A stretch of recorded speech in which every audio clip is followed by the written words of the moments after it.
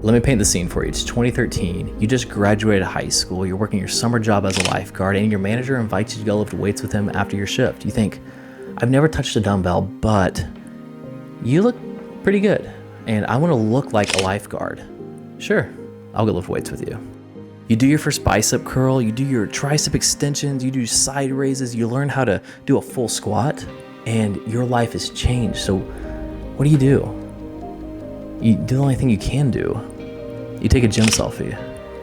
Flash forward 10 years later, you're doing photography, video creation, video recording for different athletes, personal trainers, supplement companies, all because that gym changed your life. That one Tuesday you decided to go work out with your manager changed your entire life for the better, to where we're right here, right now on YouTube talking about photo editing. Ladies and gentlemen, this is gym photography.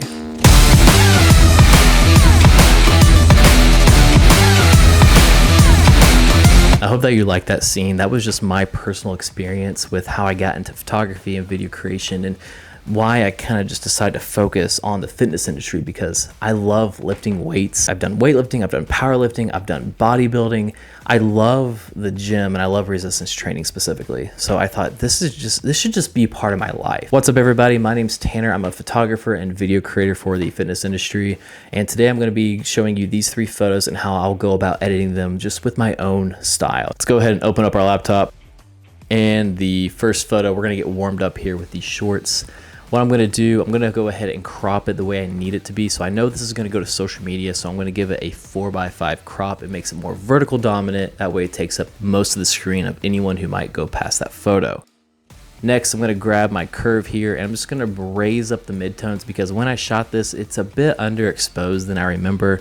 So if I just raise up just the middle section of this curve, it's going to lighten up everything just to kind of reveal more of what's there, show you more of what the shorts look like. It's black shorts and like a dark room, so it kind of helps out a little bit. Immediately went to creating this spotlight effect. Now this spotlight, these are reflective shorts. This spotlight is going to make it look like I positioned a light and it's making that reflection just pop. It's showing you the value that they might bring to somebody. I duplicated this effect just to make it look like that there's other light sources hitting our model. That way it doesn't look as staged as it actually was. It won't really separate the viewer from the photo. It'll make them look like it's a true lifestyle image. Next, this is a finer detail. I did a mask in the opposite side of the photo to where the light, like the light that I created, probably wouldn't reach. That way it just makes it look a bit more realistic instead of just I'm forgetting half the photo. And doing something like this also emphasizes the light that's there. It makes it look even brighter because I darkened this other side where the model might be blocking that light. After that, I went back to the basic adjustment sliders and I just fine-tuned the temperature of the entire image and just the overall lighting instead of just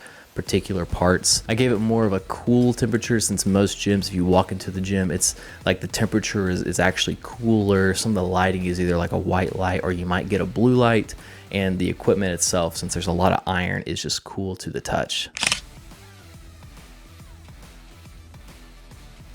Again, it's not like the most complex photo. It's simple, it's clean, it's just straightforward, and that just got me warmed up for what we're about to work on next. So this image here, this is of our athlete with athlete on the back of his back, of course. Really love how this turned out, how it's like mostly black and white with like some red sprinkled through. I began by giving this a 4:5 crop for Instagram, and I went straight into masking, and I worked on lowering the exposure of the sides to start creating this spotlight effect, like this top-down light, like he is the focal point, so there should be a light only on him. And sometimes too, if you go to like different warehouse gyms, the lighting is just the best. Like it's just like the light is only on you. It was designed to make your body look the best it's ever been. And that's what I'm trying to create in this photo. What really helps with creating this sort of top-down light effect is using a radial gradient with a large amount of feather. That's going to make it the light spread out as it would in real life, as like my light sources are kind of spreading out on me. You don't see this fine edge of a circle hitting somebody. You can't really tell where it ends. It just blends. And that's what I make sure I do whenever I'm adjusting any light sources in photography or video editing, is just make sure it has a high feather. And I prefer using a radial gradient over a linear gradient for most cases, because a radial gradient will kind of be like an actual light bulb to where it covers like this whole area or this whole area, whereas a linear gradient goes more like how the name suggests, like more linearly. And that might just be a subjective thing. Some people might prefer a linear gradient for the reasons that I explained earlier. Next, I just grabbed a brush and I started just to control the light sources where I thought the light might be more emphasized on our model. Then after that, I just selected our background and desaturated it, lowered the texture, and that's gonna make our focal point, our model, appear more in focus, just appear sharper, and you have no choice but to focus on him. After that, I just threw this into Photoshop. I grabbed a chalk dust image that I have. It's like,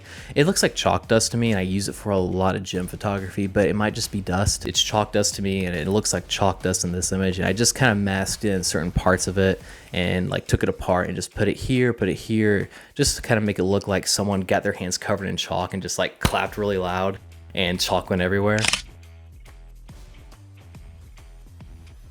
In my opinion, this looks like a great accessory image. Like if you're checking out this shirt on the Official Mindset website, this looks like an accessory image you're gonna see just when you're scrolling through the different photos and they show you what it might look like on their models, or if someone like sent in a review and they included a photo, this might be one of the photos that you could see. And yeah, it just looks good. What's going on? Instagram's crazy. All right, finally, this is gonna be the last photo of the video. It's gonna be the super dramatic gym scene. That's how I named it, super dramatic gym scene. Here's the raw photo. We're gonna start by creating another spotlight effect similar to the athlete one where it's just coming straight down. So I'm going to use my radial gradient, just bump up the exposure and the highlights, just create this light source. Then I'm going to use some masking techniques just to kind of add in some more of that same amount of light on like his scalp and on his upper back. We see where light hits the most and where it might fade. I'm just going to sprinkle this in where I think it would be like more bright and maybe like less bright. I also removed this lighting effect from the mirror. That's what a lot of people need to remember to do if you're using masking techniques like this in Lightroom.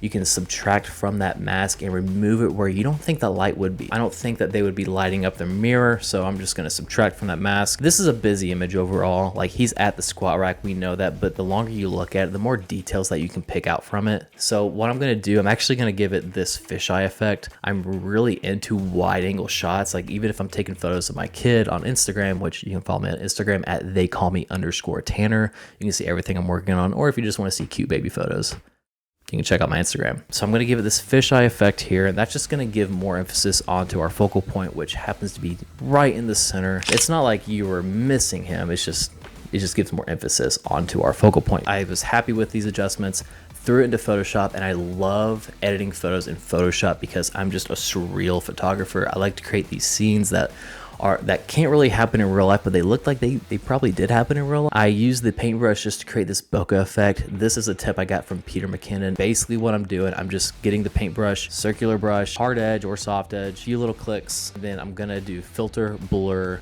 motion blur, and that's going to create this distorted kind of just like there's dust like on the lens right here. We're in motion and it just couldn't catch it in like a crisp way, so you see this blur all across it. I'm going to use that paintbrush to create this out of focus bokeh effect, and I think it looks really good just like that. And real quick, here's another version of this photo, this bokeh effect.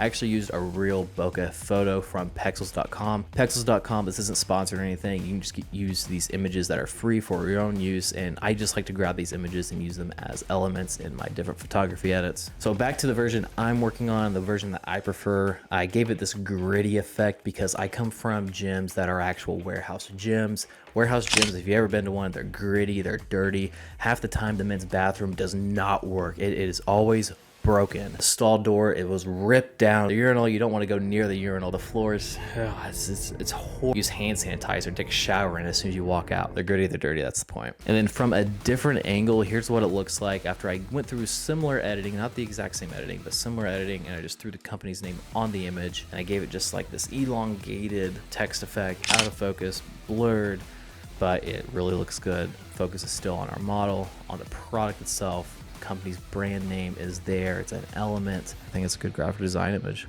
But yeah, those are just 3 ways I'll go about editing some gym photography. If you like this video, go ahead and crush a like button. That'll really help me out a lot. If you want to see more videos like this in the future, go ahead and hit that subscribe. If you want to see more videos like this in the future, hit that subscribe button. That'll help me grow the channel and get more people aware of what I'm doing and help me just grow my brand. If you want to see what I'm up to, find me on Instagram or TikTok. They call me _Tanner there. I share everything that I'm doing, whether it's just taking cute baby photos or working on another project like this. All right, thanks for watching. I'll catch you next time. Bye.